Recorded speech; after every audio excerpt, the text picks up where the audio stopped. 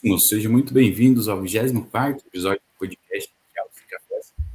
E a gente vai dar continuidade aos temas que podem cair na sua prova na parte de processo de trabalho. Então, no primeiro episódio do processo de trabalho, a gente falou sobre execução, liquidação e também sobre cumprimento provisório da sentença. E hoje a gente vai dar continuidade e a gente vai tentar trazer um bate-papo aqui para vocês sobre recurso, apresentar aquilo que mais pode cair, que você tem que ficar ligado ali na sua prova e que você tem que focar nos seus estudos. Então, peguem seu café e vem com a gente para mais um episódio. Excelentíssimos, sejam todos muito bem-vindos. Como muito bem adiantado, hoje o nosso 24º episódio vai tratar sobre recursos na seara do processo do trabalho. E o nosso intuito, como sempre, é te dar base e mostrar que você pode estudar com mais ênfase para garantir os pontos necessários para você conseguir passar a primeira fase e ir com tudo para a segunda fase. Então não esqueçam, peguem seu café, venham com a gente para mais esse episódio e não se esqueçam, vou pedir aqui já, curtam esse vídeo, comentem aí o que vocês acharem que a gente pode melhorar, qual matéria vocês acham que é importante aí e qual vocês estão tendo mais dificuldade para que a gente possa estar trazendo aí nas nossas 2 semanas finais aí de reta final de revisão. E também não se esqueçam, clica aqui no card que tá aparecendo aqui, vai ter a playlist com todos os nossos episódios aí que a gente já percorreu a respeito das matérias, das principais matérias aí da OAB. Perfeito. E antes, acho que dar início aos temas em si, eu acho que é importante a gente frisar de novo. Então, curta, comente, compartilhe, deixe sua mensagem, siga a gente no Instagram, e também, o que eu falo para vocês, a gente já trouxe alguns materiais aqui interessantes para vocês. A gente está quase finalizando aquilo que a gente traz como os grandes blocos, né, para a OAB. A gente já falou sobre constitucional, sobre administrativo, sobre tributário, sobre civil, processo civil, trabalho, processo trabalho. Então, falta penal e processo penal, para Exato. fechar aqueles grandes blocos. E a gente vai pedir o auxílio de vocês. Então, aquelas matérias menores que vocês tiverem alguma dúvida, manda para a gente. O ECA, um ambiental, às vezes, alguma outra matéria que você queira que a gente faça algum vídeo, então manda para a gente que a gente vai se ajustando aqui, fazendo os vídeos para vocês. Então, agora a gente vai dar início ao Perfeito. episódio de hoje. E A gente a- vai falar sobre recursos trabalhistas. acho Pode. que seguindo com o processo de trabalho, recurso trabalhista é algo que pega bastante, né? Tanto em recurso no processo civil quanto no recurso de trabalho, eles tendem a cair bastante em prova e apesar de parecidos, eles têm peculiaridades, né? E é aquilo, se a execução, liquidação, cumprimento provisório é o corpo da prova, recurso é o reflexo. A banca monta o caso e pergunta o que você faria, tá? Então cuidado. Perfeito. O coração da cobrança é isso daí, na parte de recurso. O enunciado ele vem, então, com um cenário processual e, no final, a pergunta quase sempre é uma variação. Qual é a medida cabível? Então, é aí que você tem que tomar cuidado. É aí que mora a armadilha, né? Porque às vezes a gente ali na, na hora de realizar a prova sabe o nome do recurso, mas não sabe o cabimento, o momento, o obstáculo, o rito, o órgão competente, prazo, necessidade ou não de depósito recursal. Então, são nesses pequenos detalhes que mora ali o risco da prova, né? Perfeito. E para a gente entender, então, a parte dos recursos, né? O sistema de recursos dentro do processo de trabalho ele é regido por princípios e regras próprias, que visam garantir a celeridade e a proteção do crédito alimentar. Então, a gente vai, primeiro, antes de falar sobre alguns recursos, a gente vai trazer esse panorama geral dos recursos para vocês. Eu acho que dá pra gente começar pela conceituação, né? E ali um pouco da finalidade recursal. Os recursos trabalhistas têm como conceito que eles são instrumentos, então não esqueçam, recurso é sempre um instrumento utilizado para impugnar decisões judiciais, permitindo o reexame da matéria com o objetivo de reformar, modificar ou anular a decisão da qual a parte é sucumbente. Eles tendem a garantir ali o princípio do duplo grau de jurisdição, uma segunda análise por órgão colegiado da matéria ali discutida, permitindo ali que uma instância superior revise o que foi decidido pelo juízo de origem. Perfeito. E também acho que é interessante falar sobre os princípios fundamentais que regem os recursos.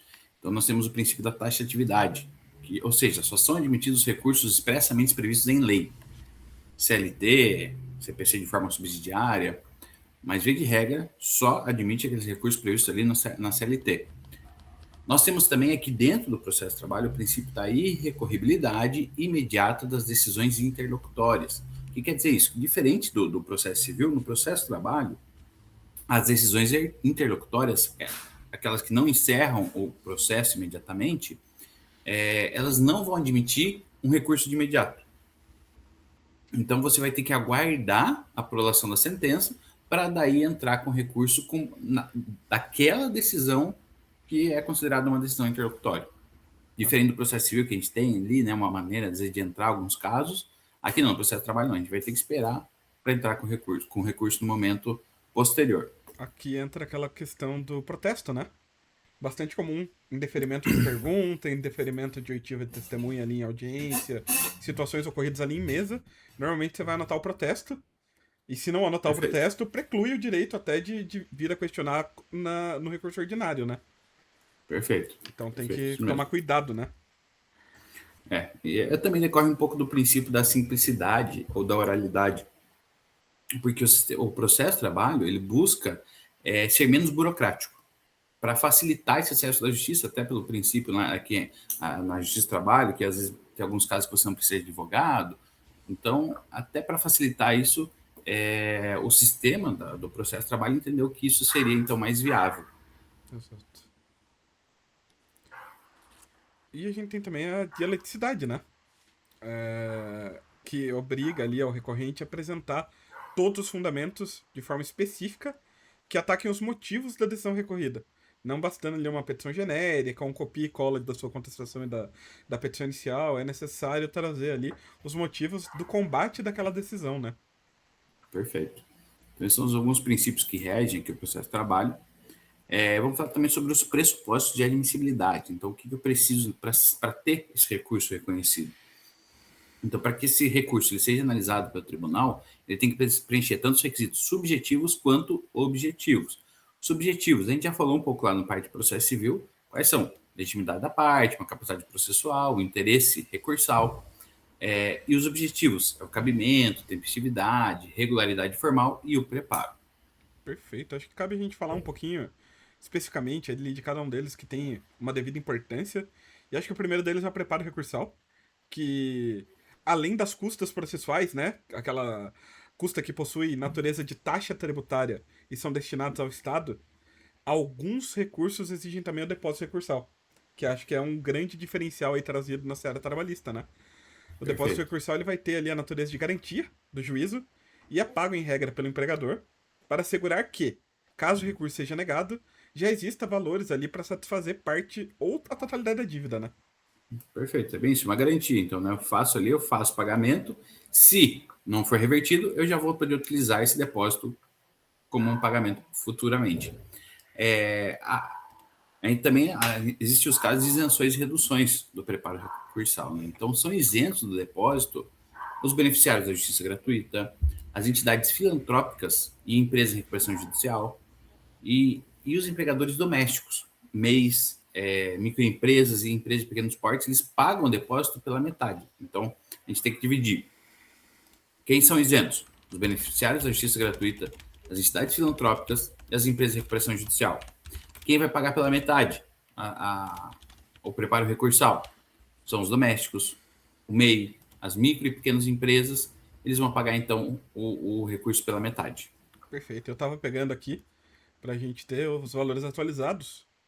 Perfeito. Ah, vamos ver. Hoje, o depósito recursal para um recurso ordinário é R$ 13.813,83.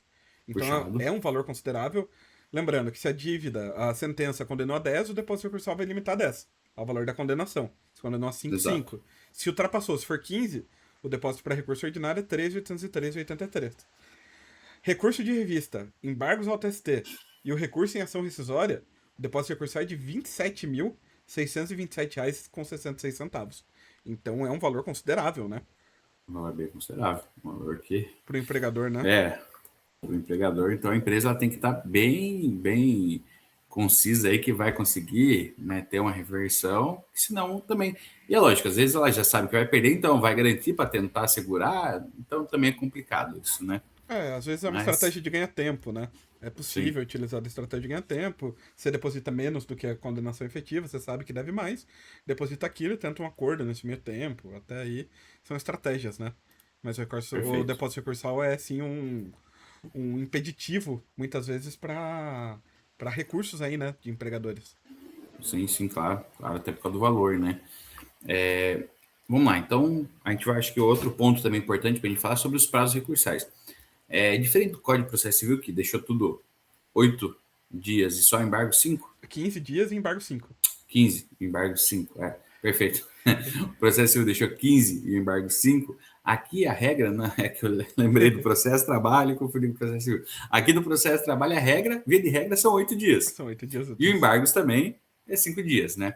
Então, diferente do processo civil, que é 15, aqui, via de regra, é 8, e o embargos também 5 dias. E aqui a grande maioria dos recursos, né? Recurso ordinário, recurso de revista, agravo de petição, agravo de instrumento, embargos ao TST, a grande maioria dos recursos, realmente, eu acho que a regra geral são os 8 dias, acho que a única exceção também são só os embargos, né?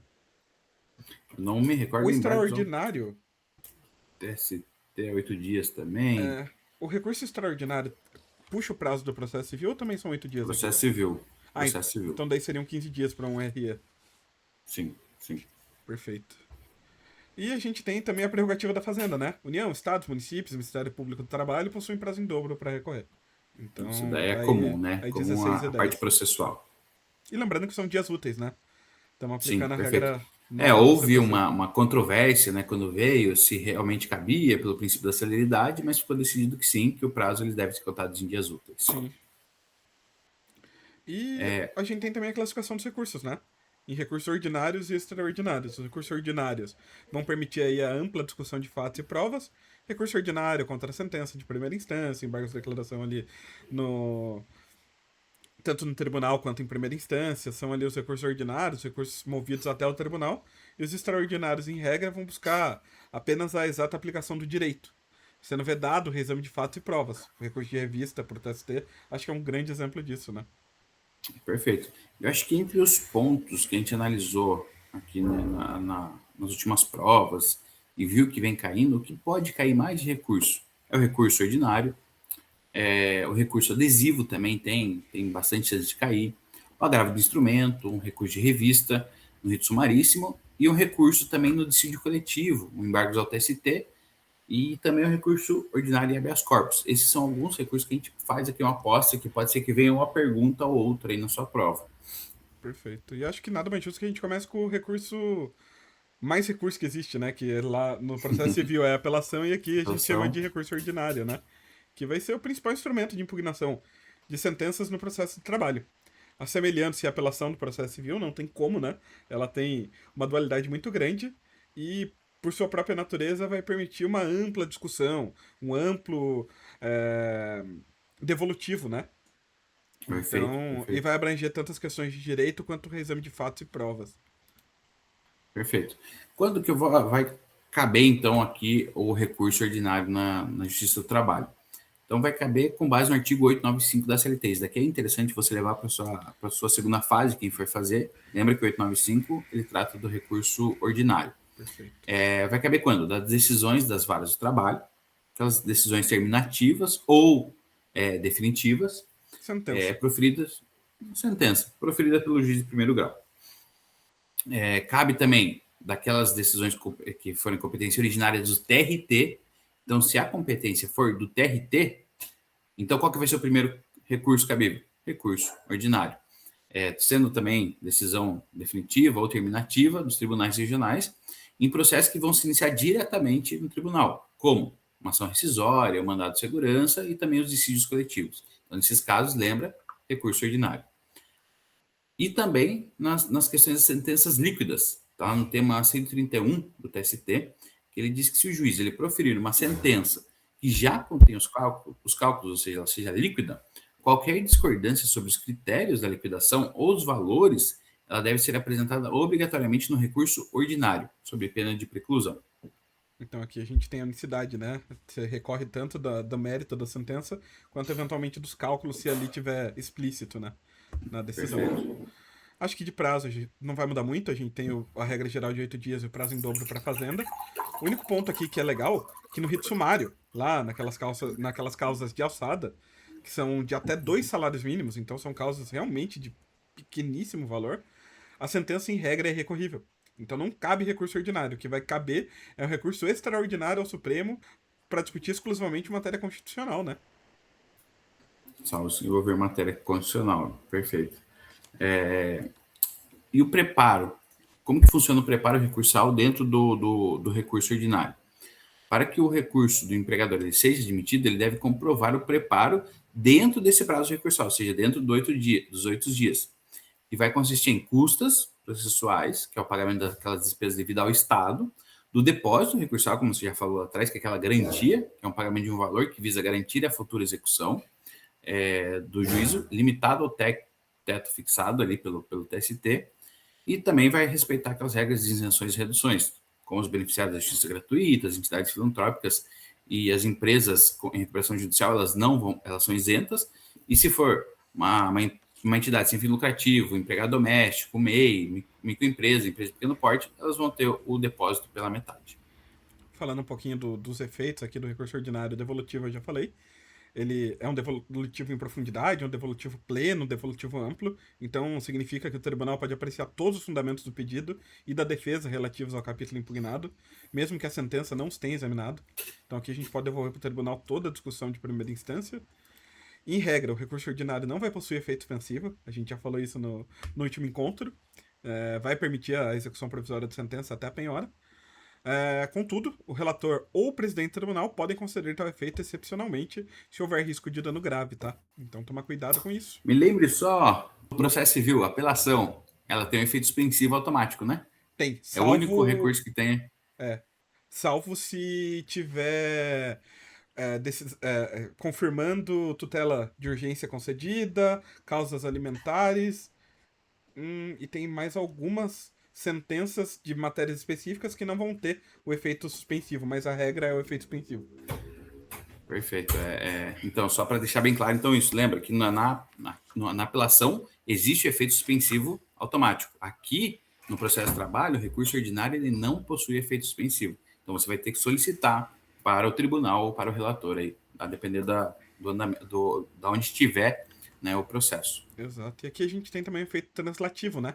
Que vai permitir ao tribunal conhecer de ofício matérias de ordem pública, como pressupostos processuais, aí um bom exemplo disso, que não foram suscitados pelas partes.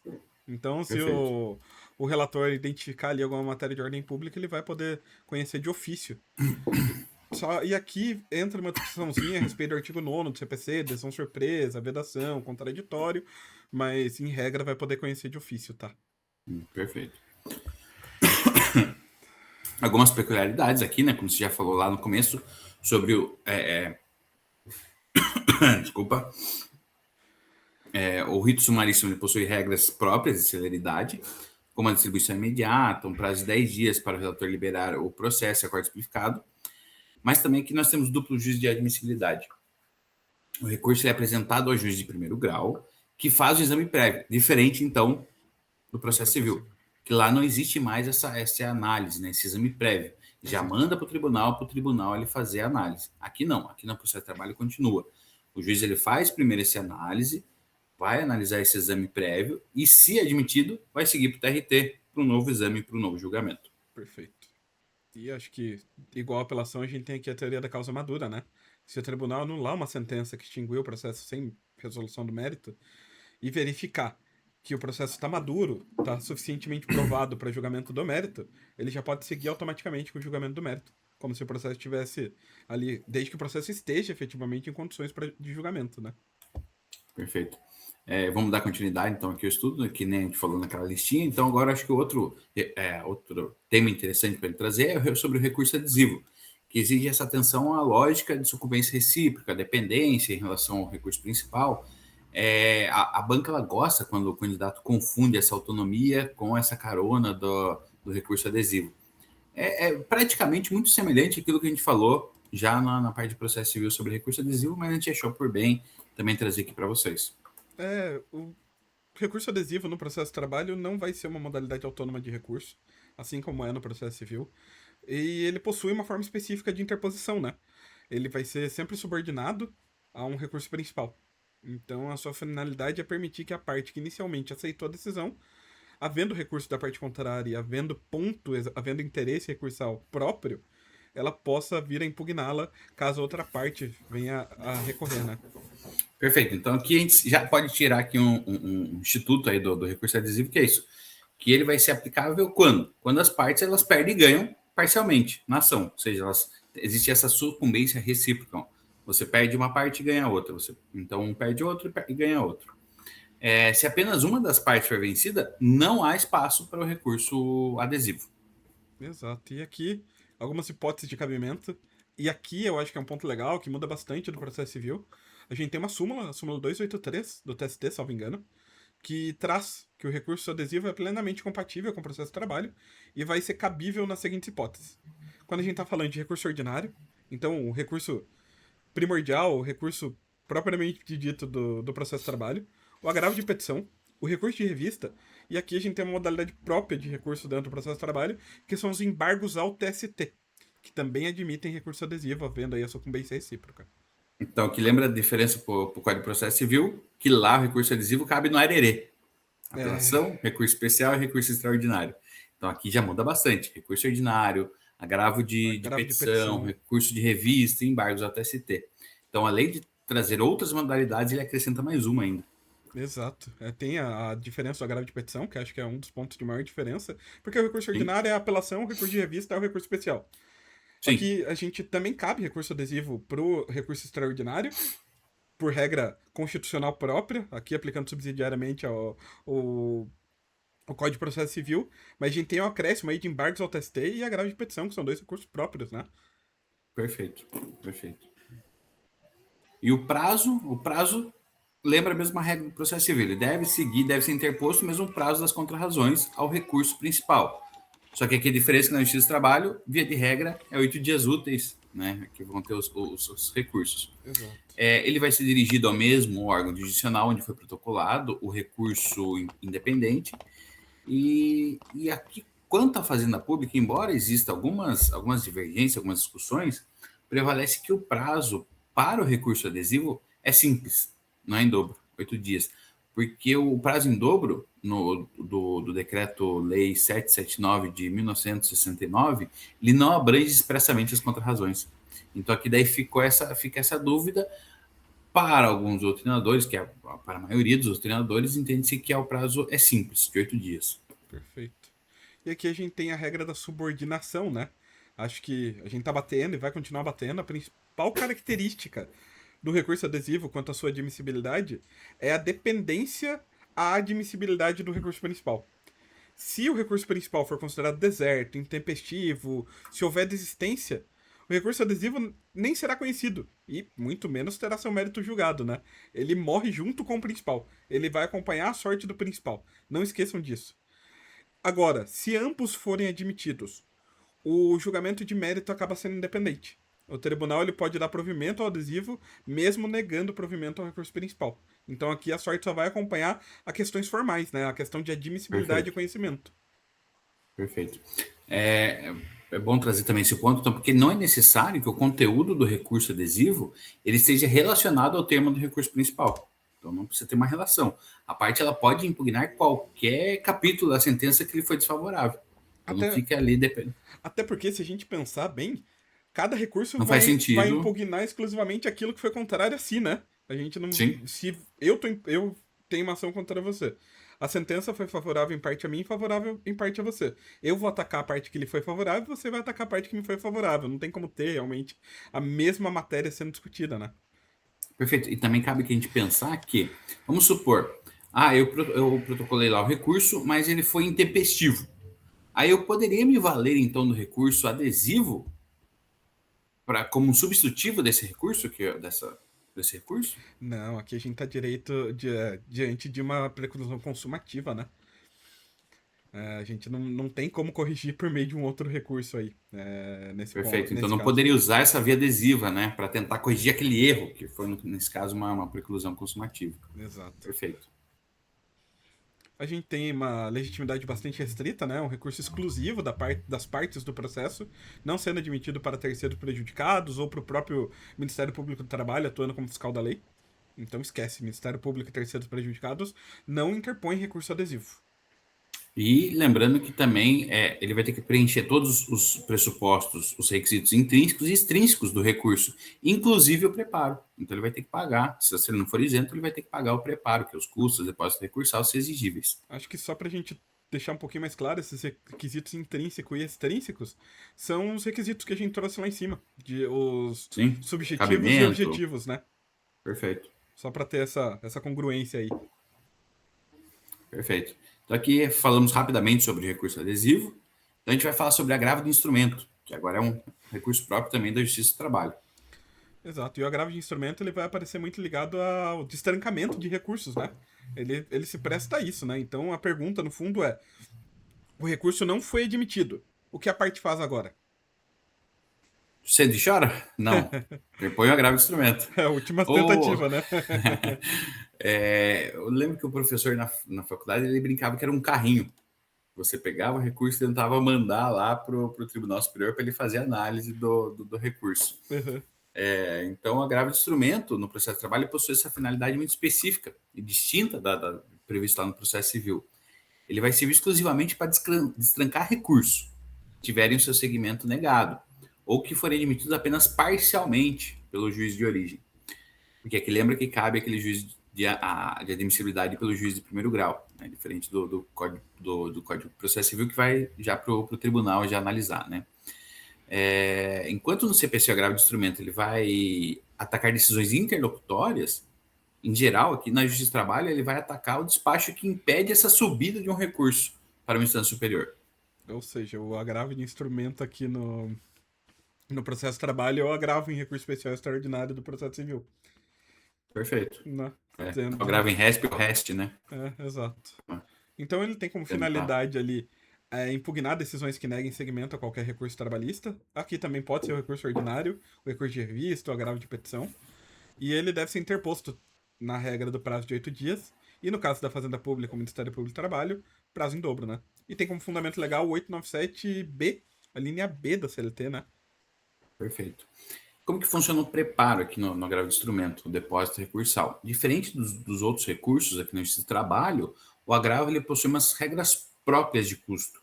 O depósito recursal, como que funciona? O agravante ele vai realizar um depósito correspondente a 50% do valor do depósito do recurso que ele pretende destrancar.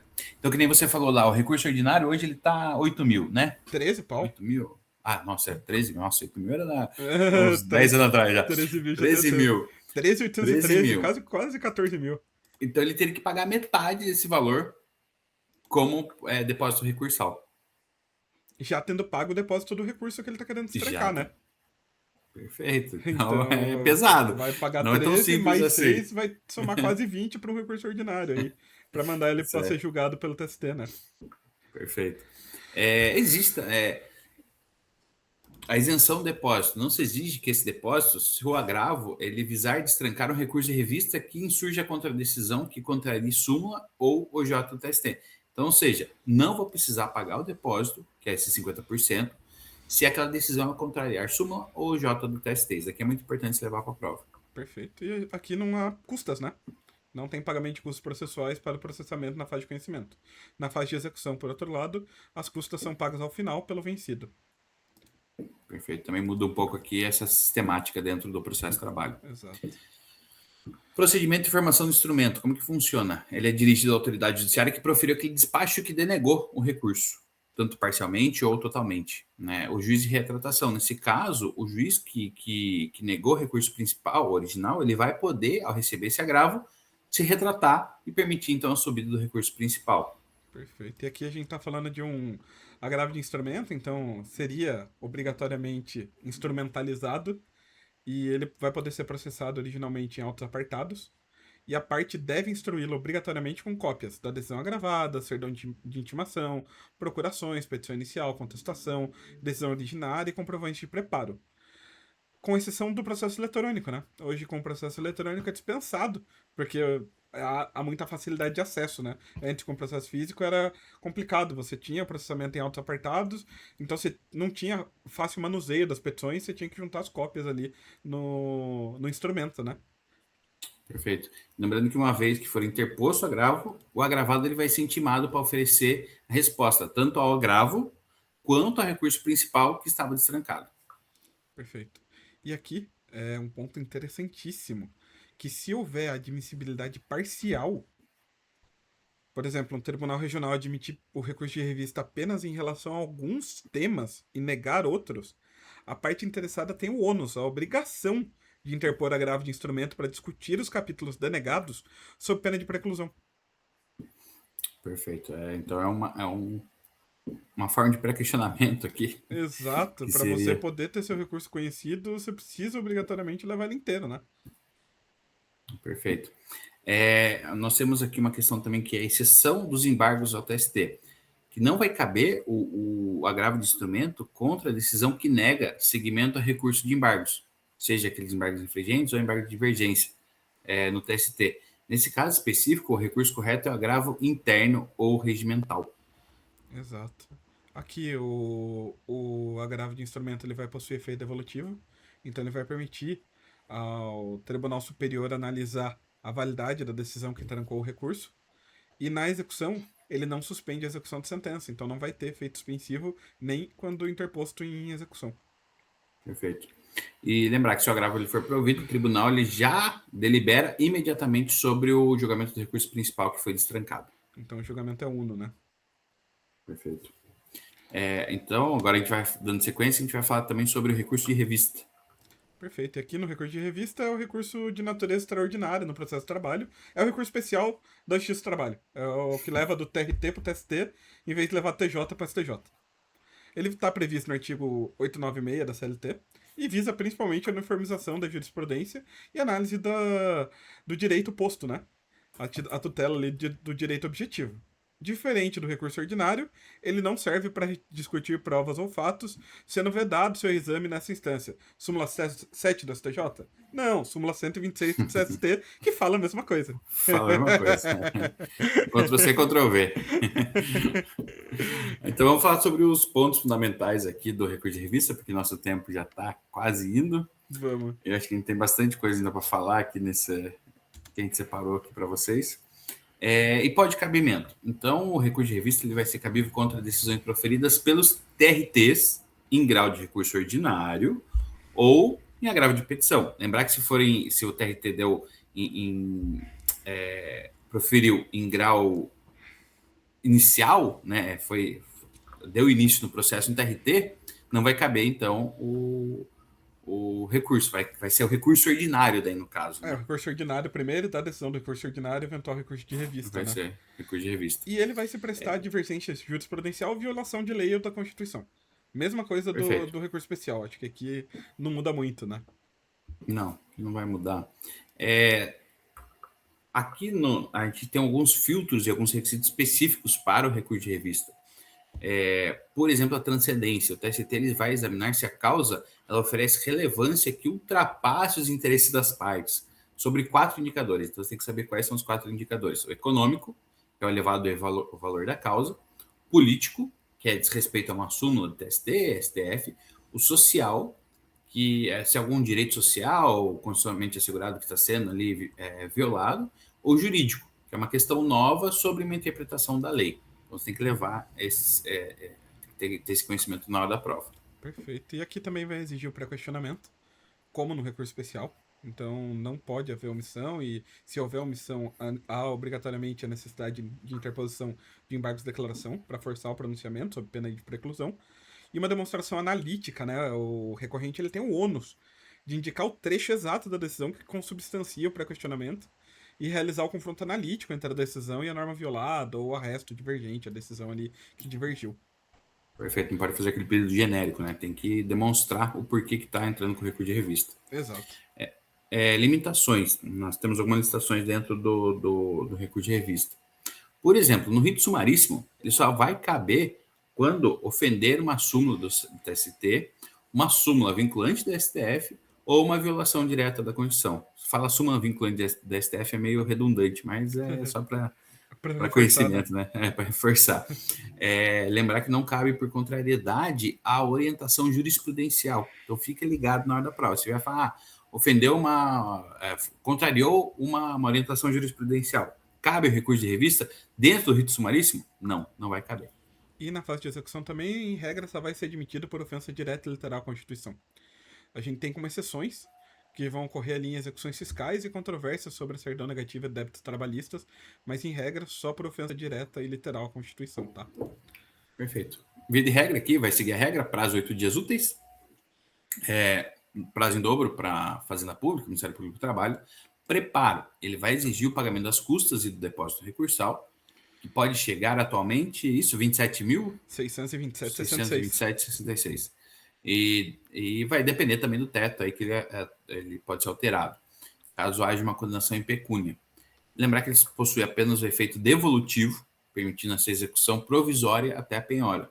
E o efeito suspensivo ele pode ser concedido excepcionalmente pelo relator se houver um risco de dano grave e probabilidade de provimento do recurso. Não esquecer que o limite também do depósito recursal é o teto da própria condenação. Você já depositou 13 no recurso ordinário, talvez mais 6,5, quase Então, 7 num possível agravo. Então vai somar tudo e verificar o quanto ainda falta. E se faltar mais de 27, deposita-se novamente 27, né? perfeito.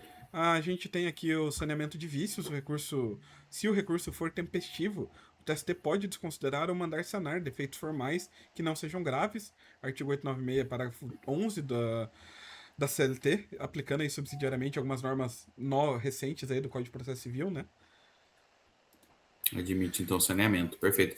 Admissibilidade, ele vai ser interposto perante o presidente do TRT, que é o primeiro juiz de admissibilidade, e se o segmento for negado, vai caber o agravo de instrumento para o TST. A gente também tem, dentro da seara trabalhista, o recurso repetitivo, né? Quando há multiplicidade de recursos sobre o mesmo tema, o TST pode afetar a matéria para julgamento sobre o rito dos recursos repetitivos, suspendendo os demais processos e fixando jurisprudência, né? Entendimento jurisprudencial qualitativo aqui sobre a matéria. Perfeito. Você acha que é interessante a gente falar sobre recurso de vista dentro do rito sumaríssimo? A gente já chegou a falar ali um pouco, né, previamente. Eu acho que o que é interessante a gente falar, ele vai ser contra súmula, uniforme TST, súmula vinculante e também violação direta da Constituição Federal. Exato. Então não cabe contra divergente jurisprudencial e contra o J. Não esqueçam disso. Perfeito. Não vai caber. Os requisitos Ele são os também vai ter mesmos, que né? ter transcendência para questionamento, o prazo também é 8 dias. Então aqui não muda muito. Exige também recurso, preparo e depósito recursal dentro do prazo sob pena de deserção. Aqui a vantagem é que é limitada a 40 salários mínimos, então as causas podem ser de valor mais baixo e tem que verificar aí o limite da condenação. O limite, perfeito. Vai ter também o efeito devolutivo, só o efeito devolutivo, né? Pode ter o efeito suspensivo se comprovado também, igual no rito ordinário. Aqui, o procedimento no TST, como que funciona? O recurso ele vai ser interposto perante a presidência do TRT, também a mesma coisa, que vai realizar esse primeiro juízo de admissibilidade, e se o segmento ele for negado, a parte então também vai poder interpor o agravo de instrumento para destrancá-lo no TST. E lá no TST o relator vai poder também reanalisar monocraticamente essa situação, né? Podendo denegar também o segmento, né, do recurso. Às vezes você consegue destrancar aqui ou leva para lá com agravo, e daí chega lá e nem conhece da mesma forma. Perfeito. Então, acho que sobre o recurso de revista era isso. Eu acho que a gente vai interessante falar sobre os dissídios coletivos e embargos, né, no TST. Vamos pedir licença para passar um pouquinho do tempo, mas é uma matéria Novamente. bastante interessante, né, cara? Dissídio coletivo e embargos no TST são temas que não vão aparecer tanto quanto a execução, quanto os recursos que a gente trouxe aqui para cima, mas tem cara de reaparecimento porque são objetivos, né? Técnicos e muito bons para uma pergunta curta e certeira. Perfeito. O dissídio coletivo de embargo no TST eles representam institutos fundamentais para a solução de conflitos e para a uniformização do direito do trabalho em instâncias superiores. Então a gente vai passar aqui para vocês alguns detalhes sobre o dissídio coletivo. O dissídio coletivo, ele é um processo judicial que busca resolver conflitos de interesses coletivos, e não individuais, nas relações de trabalho, como o próprio nome já pressupõe, né? Ele não vai discutir o direito de uma única pessoa, mas de um grupo ou uma categoria inteira, visando criar, modificar ou extinguir condições gerais de trabalho ou interpretar o alcance de normas existentes. Princípio, perfeito. Então, entre as principais espécies aqui do dissídio coletivo, ele pode ser de natureza econômica, natureza jurídica, pode ser um dissídio de greve, pode ser originários e de revisão. Então, Eu tem acho, várias espécies do dissídio coletivo. eu acho que o que Por exemplo, mais aparece é o dissídio de greve, né? Eu acho que é bastante comum aí, normalmente tem audiências aí de conciliação, a gente sempre vê aí no meio jurídico, né? perfeito, ele vai destinar o quê? A declarar a abusividade ou não de uma paralisação, podendo também fixar umas condições de trabalho, caso a greve ela não seja abusiva. Então, realmente é um dos mais utilizados. Perfeito. E a gente tem também os originários de revisão, acho que é legal falar que vão ocorrer quando não há norma em vigor. Ou isso nos Os originários, né? originários, E os de revisão vão servir para reavaliar normas vigentes que se tornem injustas por mudança de fatos, após pelo menos um ano ali de vigência, né? perfeito. Algumas nuances importantes sobre os dissídios coletivos aqui, que existe como um acordo. Para o ajuizamento do dissídio de natureza econômica, a Constituição exige isso como um acordo entre as partes, que é um requisito considerado, então, constitucional pela STF para evitar a intervenção estatal desnecessária e privilegiar a negociação coletiva. Acho que faltou a gente falar, né? Esse dissídio de natureza econômica, ele vai visar a criação de normas e condições de trabalho, como reajustes salariais, através de uma sentença normativa, né? E daí tem que ter esse comum Perfeito. acordo para o ingresso, né? Para o ajuizamento. Perfeito. A competência, como que funciona os dissídios coletivos? Ela nunca vai começar na vara do trabalho. A competência originária é sempre dos tribunais, TRT, se for um conflito regional, e TST, se for um conflito de âmbito nacional, que vão exceder ali a jurisdição de um TRT. Então, se for de mais de um TRT, ele já passa para o TST. Uma coisa que é bem louca, a gente pensa, né, âmbito nacional, pensa que precisa ser muito longo, mas a gente tem aqui dentro do estado de São Paulo dois TRTs. O segundo, que Da lida ali da capital e das São cidades Paulo, satélites, e o TRT-15, que tem sede em Campinas e lida aqui com todo o interiorzão de São Paulo, litoral e etc. Então, se houver ali um grupo de empresas, um sindicato que esteja tendo problemas, que em São atenda Paulo as e Campinas, cidades pronto. São Paulo e Campinas já era, já vira TST. Porque aí abrange Perfeito. dois TRTs, né? Perfeito. Só que alguns também tem alguns TRTs que eles vão abranger também alguns estados aí que não Exato, tem, né? Então tem essa discrepância entre os TRTs. exato. E é cabível dissídio coletivo contra pessoas jurídicas de direito público, que tenham empregados seletistas, como aí o município em que o Andres atua como procurador.